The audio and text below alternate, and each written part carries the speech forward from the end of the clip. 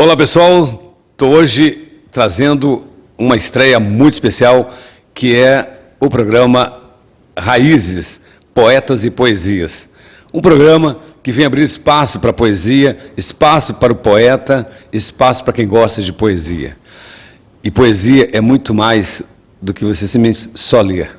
Poesia é um ato de conscientização, seja do viés político ou cultural, ou simplesmente de ler e desfrutar o que é uma boa poesia. E para estrear esse programa, eu não podia deixar de trazer um poeta. Aliás, o Rio Grande do Sul tem grandes poetas. E eu tive o prazer, através do meu grande amigo Ailton Patinetti, de ter o primeiro contato melhor com a obra dele, que é Luiz Coronel, que vocês vão conhecer agora aqui. É um homem que tem diversas publicações, o dicionário, que, aliás, eu trouxe aqui, porque eu tenho certeza que não posso sair daqui sem meu autógrafo, que é Um Domingo Ensolarado, uma publicação que tem várias marcações minhas aqui, que eu vou falar com ele, e eu apresento para vocês, então, Luiz Coronel. Luiz Coronel, muito obrigado por estar nos recebendo aqui e estreando o programa Raízes, Poetas e Poesias na Rede RVC. Olha, a minha casa se sente muito festejada com a presença de vocês, principalmente pelas pessoas que me vêm visitar e também por falar de poesia. Eu diria a frase do Vinícius de Moraes: poesia talvez pequena, mas que sem ela a minha vida tornaria-se inexplicável. Já fui coroinha, magistrado, publicitário. Então, esse ano, inclusive, queriam me convidar para senador. Mas, no fundo, a minha paixão sempre foi a poesia. Minha irmã mais velha, Maria Amélia, dizia: Luizinho, Luizinho, a tua grande paixão é a poesia. Aos 7 anos, eu escrevi meu primeiro poema para as pernas da professora.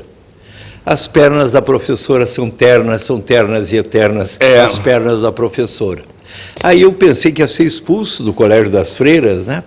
E a professorinha me convidou para o aniversário dela e me deu uma fatia de bolo com merengue cor-de-rosa. E eu pensei, se escrever poesia me dá a fatia de merengue, fatia de bolo com merengue cor-de-rosa, não vou mais parar de escrever. E não parei mais. Com certeza. Coronel, eu quero que o senhor fale, no início da minha chegada aqui, o senhor fez questão de pautar uma coisa muito interessante, falar da família, falar da infância. E aí, o senhor é bagéense, o senhor escreveu muita coisa com relação à questão do campo, do homem do campo, a cultura nativista, tem composições musicais também. Vamos falar dessa infância, Luiz Coronel. Bom, meu pai morre quando eu tinha 2 anos e meio, eram 7 irmãos, foram todos entregues à casa do vigário. Na casa do vigário, os parentes buscaram, cada um pegava um seu, como quem pega um cachorrinho. Eu fui pego na terceira casa, eu fiquei, que era a casa do tio Djalma, cuja foto está aí, um homem de uma doçura humana tão grande, que foi meu pai e meu protetor. E eu me lembro dos meus padrinhos me contarem, eu já adulto, que quando tocava uma campainha eu saía correndo e me escondia atrás do armário. E para me tirarem de trás do armário, tinham que vir 3 guindastes, né? E até hoje eu tenho uma dificuldade de mudança, eu tenho síndrome de ninho, eu viajo e fico louco para voltar para casa. Ou seja, são reflexos da infância. A minha mãe era chapeleira, e em cada peça da minha casa é bastante grande, tem muitos chapéus. Eu não uso chapéu, mas é que a infância é a verdadeira pátria de um homem. Tu volta para tuas, é remetido às tuas mais recônditas lembranças, né? Nesse processo, que a gente fala da infância, um poeta, ele vive muito do lúdico, né? Ele é um ser lúdico. O que é o cheiro para um poeta? A vida é feita de um milagre da terra, que tu só percebe mais tarde. Esse dia eu estava olhando e dizendo, eu fui preciso viver tantas décadas para pensar no milagre da seiva que chega em cada uma dessas folhas da árvore, naquele alto pinheiro. Pensar no milagre das sementes que explodem, entregando melões, melancias, figos. Pensar nos aromas. Ou seja, um grande planeta nos foi concedido, e o sol negará sua luz, e a lua seu lenço, aos que ferem e sangram o seio da terra. O poeta, a gente pode dizer, o poeta se forma um poeta numa faculdade? Nunca. A poesia é um olhar sobre o mundo. E eu não acredito em poeta difícil. Esses dias eu estava caminhando na praia, chutando onda, e o mar lá por suas venetas estava com muita espuma. E eu disse para um amigo que caminhava comigo, Deus fez a barba. Não é? A poesia para mim é esse dado gracioso. Um dia um gaúcho chegou e perguntou para mim, Luiz Coronel, o que tu quer dizer com a lua? Havia uma lua em desmaio, quando a aurora teve um filho, o sol enfiou as esporas e galopou seus tordilhos. Eu digo, olha, tu sabe que eu não sei, só sei que é bonito, não é? Sim. E a minha poesia regional, a minha música regional, boa, má, cabe aos outros dizer. Só posso dizer uma coisa, é absolutamente pessoal. Sai do córrego, sai da linha das componentes clássicas para criar uma obra pessoal. O artista é pessoal ou vá cantar em outro lugar. Quando alguém me diz assim, eu tenho um primo que canta igual Milton Nascimento, eu digo, pede para ele não cantar mais. A arte é o triunfo de um estilo. Se o galo não tivesse estilo, a galinha corria com ele do galinheiro. Que bacana. Luiz Coronel, o senhor falou um pouquinho dessa infância, eu quero retomar só uma questão aí. A minha cidade, Bagé. Bagé. Como é que o senhor se conscientizou de que seria esse poeta que é hoje, mesmo tendo exercido por, eu acredito eu, pouco tempo a magistratura e mais a literatura e a publicidade, né? Eu acho que eu sempre soube que eu seria poeta.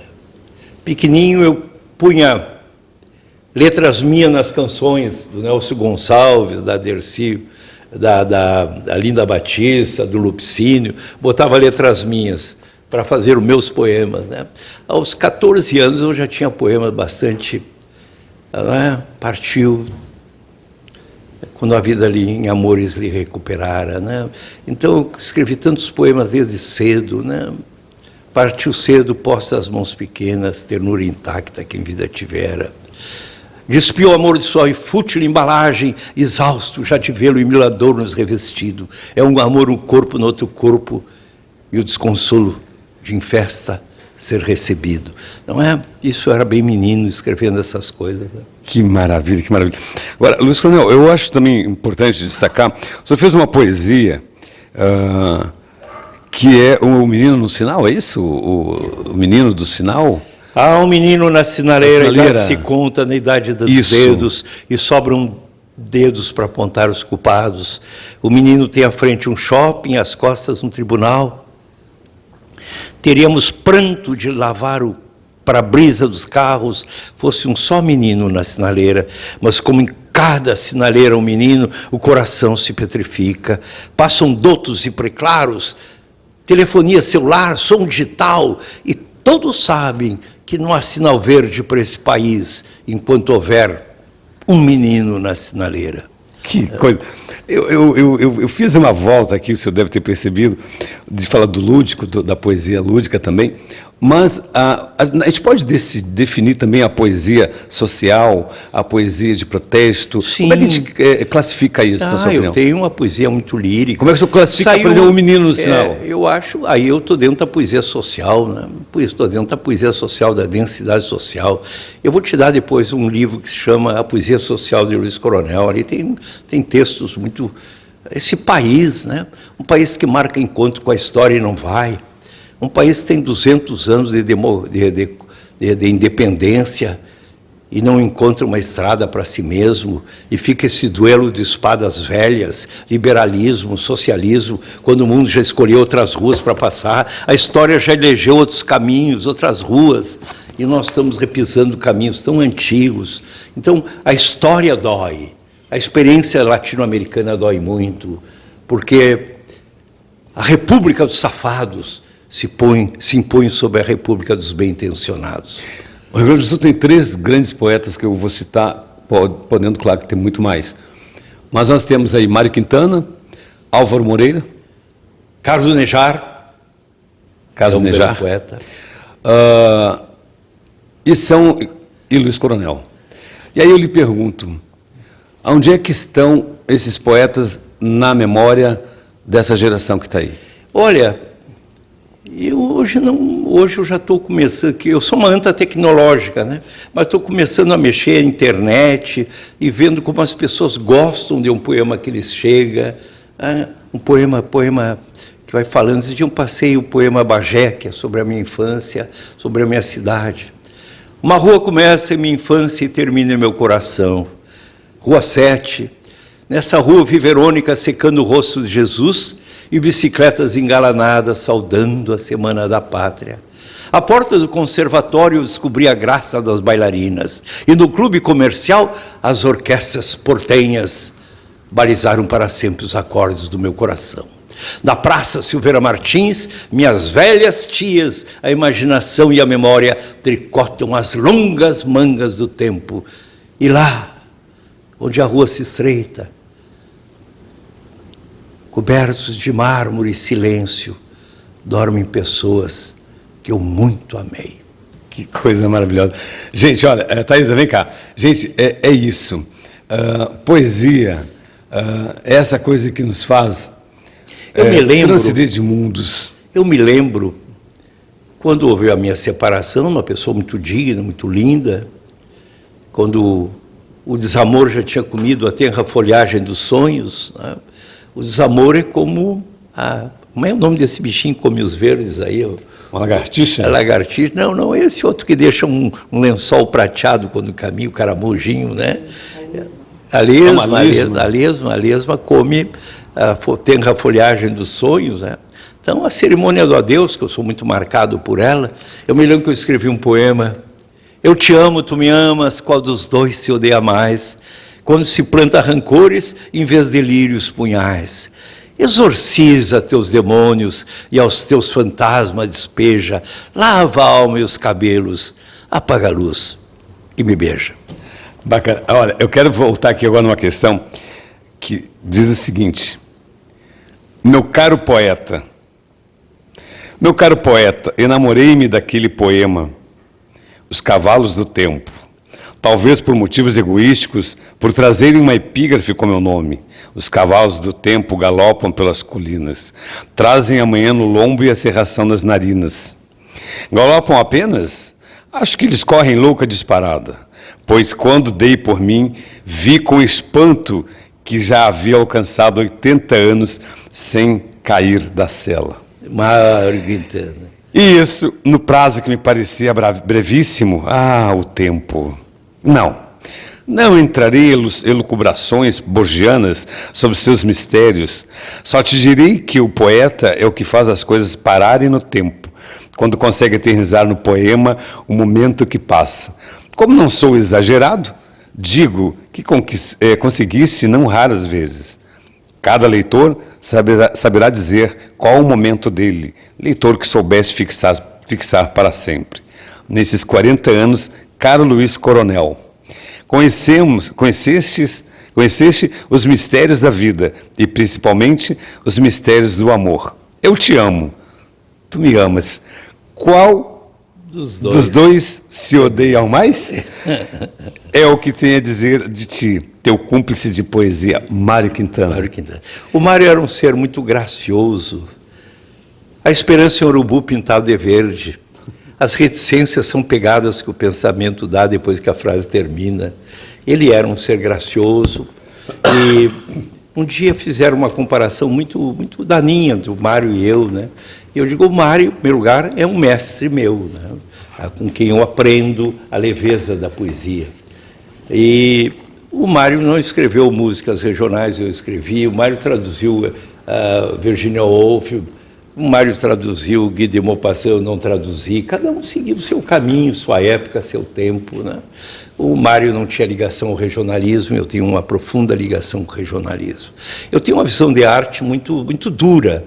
Eu acho folclore uma chatice, mas acho que o folclore é o pedestal sobre o qual se elevam as grandes obras de arte. São os alicerces. Tu pega o Teatro de Cordel, ele não tem obras monumentais. Vai ver em cima o João Cabral de Melo Neto e constrói Vida e Morte Severina.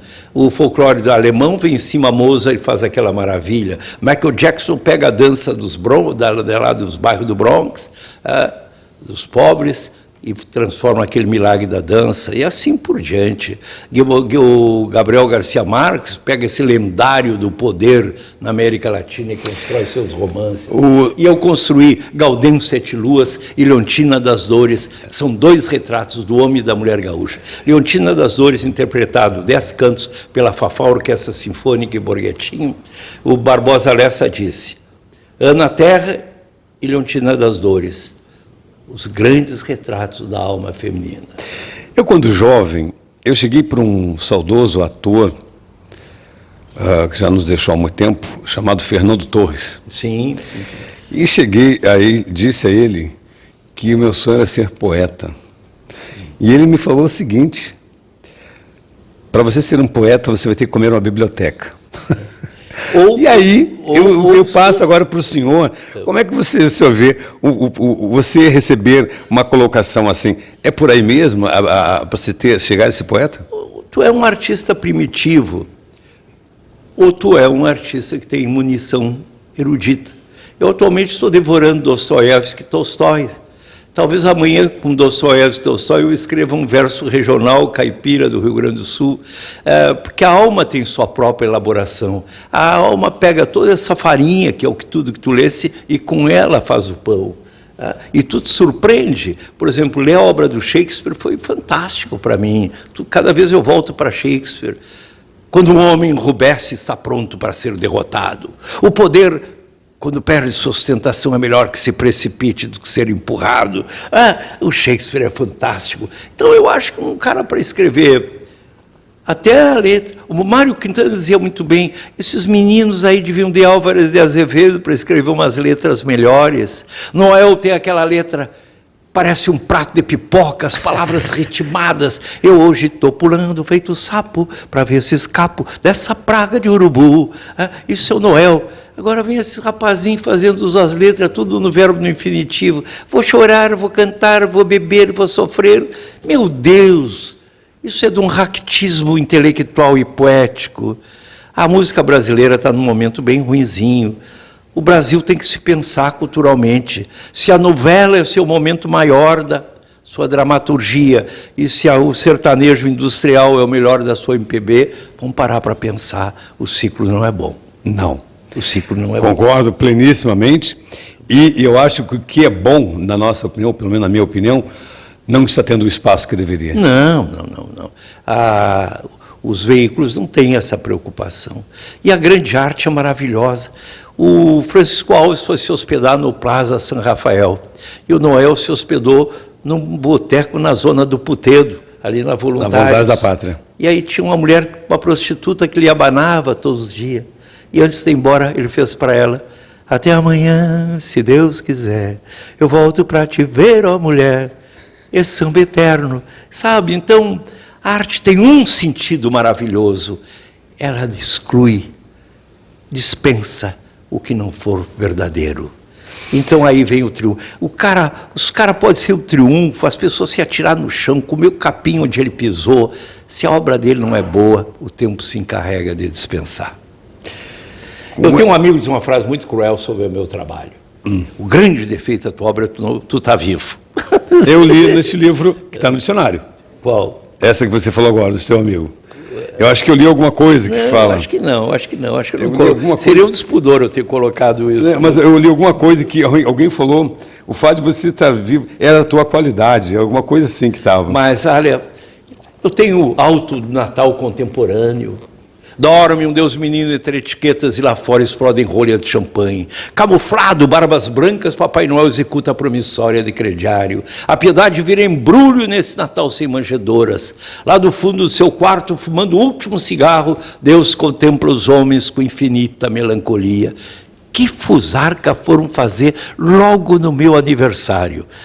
É um alto de Natal contemporâneo, Papai Noel brigando, o menino Jesus brigando com o Papai Noel, meu Deus do céu. Tanta coisa. Coronel, o senhor teve uma passagem... Ano passado foi inaugurado o Espaço Moacir Scliar com uma ópera minha, a ópera Farroupilha, que eu conto toda a história da Revolução Farroupilha num grande poema. Todo ele de versos pequenos, que eu não acredito em poema que tenha mais que um palmo. O senhor teve também, sendo palestrante, eu acho que foi em Madrid, foi isso? Eu fui homenageado em Salamanca, Salamanca. na Universidade de Salamanca e na residência em Madrid. E aliás, em Madrid foi muito gracioso, que eu estava com a minha namorada e tinham 17 pessoas que me homenageavam. E um dos homenageados perguntou, e você de que vive? E eu disse, yo, a custa de la niña me lo paga todo. Quando chega ela conta, aí já ela vai lá pagar. Aliás, aproveitando essa fala aí, vive-se de poesia? Dá para se viver de poesia? Como é que é essa questão da sustentação do poeta? Eu acho muito difícil viver de poesia. E eu digo mais, por exemplo, hoje que eu tenho mais televisão, mais livros, mais coleções, mais entrevistas, eu vendo menos livros do que anos atrás. Antes eu lançava um livro de poesia, 3.000 volumes aqui no Rio Grande do Sul, era uma barbada, hoje não é. Ou seja, há uma queda do gosto pela leitura da poesia, porque os tempos não são poéticos. O senhor acha que é pelo gosto da poesia ou as tecnologias estão levando de graça, digamos assim? Há um dado favorável na tecnologia, as pessoas estão escrevendo. As pessoas no WhatsApp, não sei aonde, estão escrevendo. E hoje estão escrevendo ruim, amanhã vão melhorar um pouquinho. Daqui a pouco um amigo que escreve bem, escreve para ele. Então, o livro é mágico, né? Um livro é mágico, ele sobrevive. O Saramago diz assim, não creio que seja possível chorar sobre uma pantalha eletrônica, mas ainda é possível verter lágrimas sobre o livro. O Sua Majestade, o livro, né? E o livro nasce de uma coisa tão espantosa. O Gutenberg era um vendedor de relíquia, né? Uhum. O povo lá acreditava que, tendo as relíquias, tinham seus pecados redimidos. E ele pega a autorização do rei e do papa e imprime relíquia à torto e à direito. E faz uma grande aprendizagem de imprensa, de prensar, daí vai cair no livro, né? Então o caminho da história não é muito limpo, né? Enquanto... Luiz Coronel, eu infelizmente me aproximando já para o final do nosso programa. Mas eu não posso também deixar de falar com o senhor na parte musical. Fafá de Belém também teve uma interpretação sua, né? Tem. Ela tem os 10 cantos de Tirontina. Ela, em 1973, ela ouviu na Califórnia de Uruguaiana a música Corda de Espinho. Geada vestiu de noiva os galhos da pitangueira. E gostou e gravou maravilhosamente bem. Depois gravou Gaudêncio Sete Luas, gravou música dos Fogaça. A Fafá, se todos os grandes músicos brasileiros tivessem a paciência de vir aqui ao Rio Grande do Sul e conviver... A curiosidade que a Fafá tem. A milagrosa curiosidade da Fafá, talvez nós teríamos bons... Eu fiz um disco, O Brasil Canta ao Rio Grande, só grandes nomes da música brasileira cantando música regional. Eu tenho que ressuscitar esse CD que eu fiz com patinete. Tem o Gil cantando Esses Moços, tem a Fafá cantando Corda de Espinho, e por aí vai, tem todos os grandes músicos interpretando os nossos compositores. A poesia para o senhor é uma terapia? Não. Como é que é isso? A poesia é uma inquietude. Eu fico com o pé que parece um limpador de para-brisa, eu me levanto da cama de madrugada, vou no computador, volto... Eu acho que o poema não está pronto, daqui a pouco tem que estar pronto. Escrever não se torna mais fácil com o tempo, porque tu te tornas mais exigente. E a poesia é graciosa. Eu estou no elevador e um senhor resolve fazer uma grande catequese em cima de mim, queria me converter ou me levar para a sua religião. E eu disse para ele, isso foi ontem, eu disse para ele, o senhor conhece uma lenda persa em que o discípulo encontrou Deus e perguntou, o senhor conhece as religiões? E o senhor respondeu, eu conheço todas, mas nenhuma me conhece. E o homem ficou quieto, nós descemos o elevador. Eu devo confessar que essa lenda não existe, que essa lenda persa foi criada para mim na hora, para me ver livre do assédio místico. Mas que você provocou, ele provocou, né, para sair dali? Não, eu dei um checkmate. O senhor perguntou para Deus, o senhor conhece as religiões? E Deus disse, conheço todas, mas nenhuma me conhece. Só que eu atribuí para uma lenda persa criada na hora. Ou seja, a arte é uma mentira que ilumina a realidade. A compreensão da realidade só pode ser feita através da arte. Acho que esse governo, até o Mourão é meu primo, esse governo tem que descobrir que tem que promover a cultura e a educação. Porque a cultura é o que fica. Cai em impérios, cai em reinos, caem poderosos e um país deixa seu legado. A Grécia desaparece como civilização e fica Sófocles, e fica Aristóteles, e ficam os seus filósofos, e fica a arquitetura grega, e ficam as tragédias gregas, maravilhosa, não é? Fica Eurípides, Sófocles, não é? Então, o que vai ficar é Machado de Assis. Ninguém, se perguntar quem era o prefeito ao tempo de Machado de Assis, ninguém sabe. Esses governantes arrogantes têm que saber que eles são extremamente provisórios perante a glória dos grandes artistas. Aí eu lhe pergunto, como fazer a poesia ser hoje, fazer parte também hoje da educação? Eu acho que temos aulas de literatura. Eu vejo tantos absurdos, eu vejo pessoas fazerem uma feira do livro e gastarem 400 mil reais para trazer para a feira do livro um sertanejo que não tem nada a ver com o livro. Pegasse aqueles 400 mil e desse de livros infantis para os colégios, teria um proveito muito maior. Os livros são meus pássaros, com eles eu aprendi a voar, e uma biblioteca é um imenso espelho onde eu vi o universo refletido. O senhor já foi patrono da Feira do Livro de Porto Alegre, Um grande momento da minha vida como escritor. E outro grande momento ver esse dicionário que faz uma viagem por 70 livros. 4.500 exemplares. Onde é que o nosso web espectador pode adquirir o dicionário? Somente através do Grupo Zafari. Grupo Zafari. Onde houver uma loja, um shopping do Grupo Zafari. Aqui, ó, gente, para vocês. E os preços que o Zafari pôs são simbólicos, não tem nada a ver com o preço da produção do livro. Aqui, essa é a casa onde eu morei em Piratini quando criança. Piratini, né? Eu morei quando criança. Eu já tive 2 grandes títulos. Um foi Luizinho da Dona Melinha do Posto, quando eu era guri, morava em Piratini. E outro em Bagé, que me chamava o guri do Doutor Djalma. São os 2 grandes títulos. Para a gente começar a fechar aqui, vamos falar um pouquinho da maturidade. O senhor está com 80? Eu não envelheço, entardeço. Entardecendo por 80? 80. 80. O tempo é uma escadaria. Um dia tu pisa na casca de banana e terminou. Como é que o senhor está vendo a nossa maturidade hoje? A nossa maturidade está chegando culta na sua, realmente, como dizem, que alguns dizem que eu não concordo, que é a melhor fase da vida. A melhor fase da vida é meus 18, 19, 20 anos. Melhor fase é aquela que a gente está feliz. Como é que você vê a maturidade? Melhor fase é aquela que a gente está feliz, está amando, sendo amado, amando o mundo. Mas eu acho que, em primeiro lugar, o mundo está numa entre-safra, né? Todas as revoluções foram maturadas por séculos. Essa nova revolução da tecnologia, olha uma borboleta voando, essa nova revolução da tecnologia foi coisa colocada pelos engenheiros e pelos laboratórios. Então o homem não deglutiu, não mastigou, não entendeu, está sendo colocado goela abaixo, perdoa a minha expressão. Os seres humanos estão mais atônitos do que revoltados, há mais desassossego do que projetos. O desassossego está dando as regras no Chile, na França. Nós estamos vendo a era do desassossego, porque os homens não estão sentindo o delineamento de caminhos. Então, dentro dessa atmosfera, a dispensabilidade humana, se um robô já pode fazer o que 30 homens faziam, a dispensabilidade humana assume um papel maior, mais triste. O que fazer para não ser dispensado? Crescer muito como ser humano, consigo mesmo, com seus livros, com seus amigos, com seus filhos. Estabelecer uma relação do mundo que o mundo não possa dizer, tu já era, tu tens que...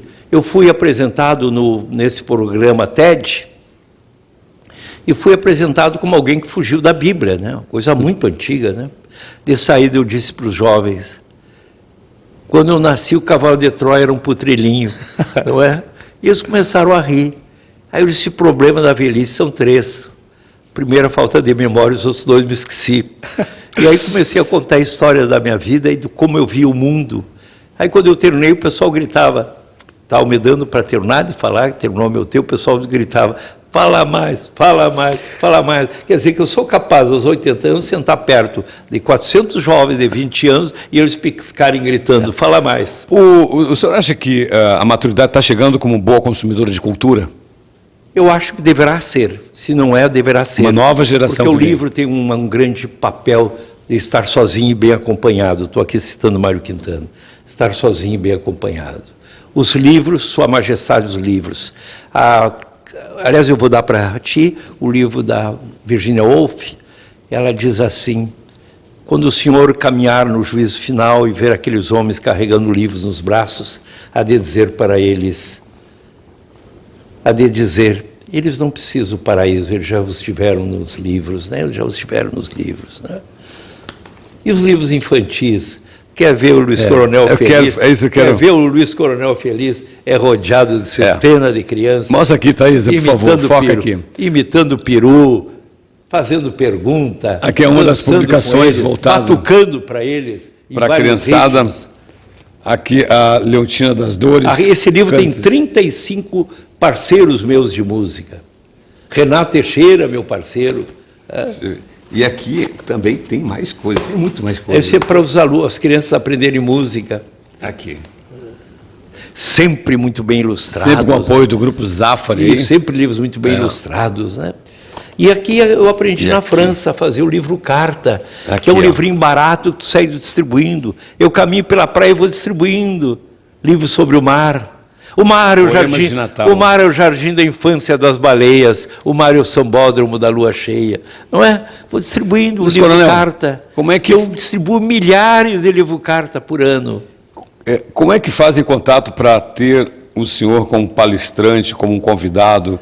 Como é que é? Porque eu tenho certeza que as pessoas... Em minhas palestras, o público bate palma de pé quando falta cadeiras.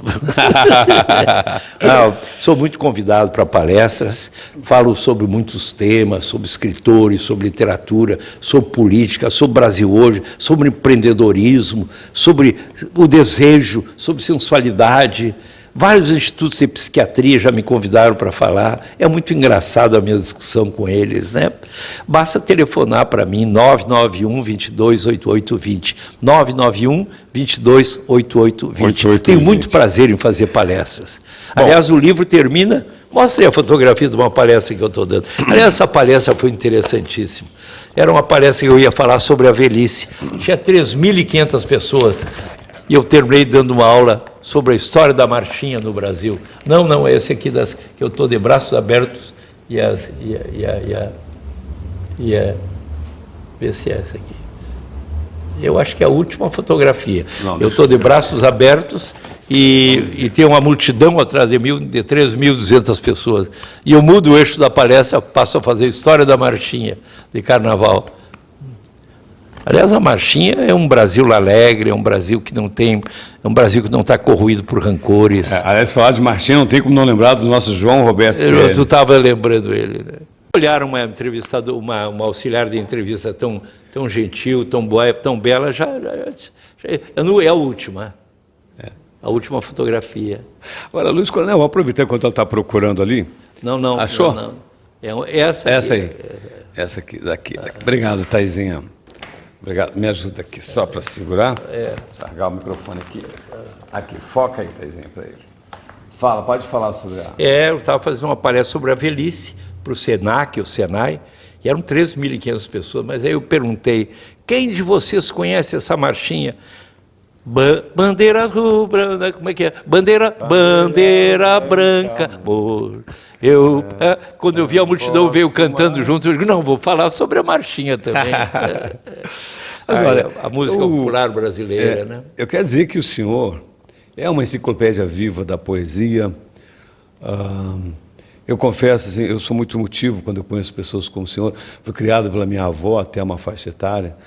E para mim vocês são bibliotecas ambulantes vivas. Posso dizer um poema sobre a morte? Vamos. Foca nele aqui, Thaisa. Quando eu morrer, minhas cinzas, podeis a praia jogar. Onda após onda, as ondas do mar virão me buscar. E um menino, unindo cinza e areia, um castelo há de edificar. E eu serei rei, serei príncipe, até que as ondas do mar venham me destronar. No fundo dos caracóis, minhas cinzas hão de restar. Quem quiser ouvir minha voz, leia a partitura das ondas, ou escute as sereias nas noites de luar. Que maravilha! Sem palavras. Bom, para nós encerrar aqui, o senhor está sendo nosso primeiro convidado e com muita honra, que vai nos ajudar a alavancar o espaço para a poesia, para o programa Raízes, Poetas e Poesias. O que o senhor tem a dizer? Tenho a dizer que esse programa está servindo o alpiste que o passarinho precisa, está servindo a gasolina que o avião precisa para voar, está precisando a alegria que cada homem precisa ao despertar de cada dia, está oferecendo a consciência que esse país que se perde em tantos labirintos pobres precisa. A poesia é ao mesmo tempo depoimento, encantamento e consciência. Tu está servindo o melhor alimento no prato das pessoas. Muito obrigado. A mensagem que o senhor vai deixar para o nosso web espectador do programa Raízes, Poetas e Poesias da Rede RVC. A poesia é uma maneira de olhar a vida com leveza. Ler um poeta é sentir que o mundo transcende os aborrecimentos cotidianos, que as coisas pequenas não têm direito de nos molestar, que os poetas dizem coisas maravilhosas, que pode uma criatura entre criaturas se não amar, amar e desamar, esse é o nosso destino, amor sem conta, procura paciente de mais e mais amor, isso é Carlos Drummond. Quer dizer, viajar para um livro de poesia é: vou me redimir da pequenez das pequenas coisas, vou conviver com um mundo feito de luzes, graça, beleza e melodia. Coisa linda, coisa linda. Bom, gente, olha, Luiz Coronel, muito obrigado. Eu fico muito feliz, em nome de toda a nossa equipe, da Thaisa Lampert, que está aqui também, por ter nos dado a honra de receber no seu templo maior, que é a sua casa, que não é uma casa, que é uma biblioteca, isso aqui é uma... A minha casa eu já defini, a minha casa é uma avó de minissaia. Não, uma avó de minissaia. E eu vou ficando por aqui, dizendo para vocês que quero muito que vocês comecem a conhecer cada vez mais esses nossos poetas aí. Temos grandes poetas, grandes homens, grandes mulheres, grandes histórias que vocês precisam ter na memória para o futuro de vocês. Eu vou ficando por aqui, até a próxima, se Deus quiser.